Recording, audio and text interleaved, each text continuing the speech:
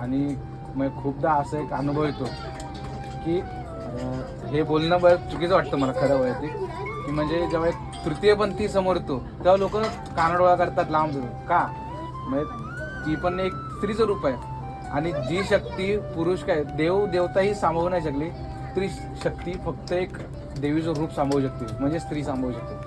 मग तुम्ही तिची विटंबना का करता किंवा तुम्ही तिला असा कानडोळा का करता, काय म्हणणं आहे? कारण समाजाची मेंटॅलिटी आपण बोलतो आपण एखाद्याचे विचार नाही बदलू शकत आणि आपण एखाद्याला जर बदलायचा प्रयत्न केला तर आपण त्याचा दुश्मन बनतो. बरोबर आहे. कारण आणि आज आम्ही समाजाची ह्याच गोष्टीसाठी दुश्मन आहोत. नाही असं मला वाटत नाही, कारण म्हणून लोक आमचा तिरस्कार करतात. पण ओके चांगलं आहे, तिरस्कार करतात म्हणून आज आम्ही त्या पोझिशनला पोहोचू शकतो.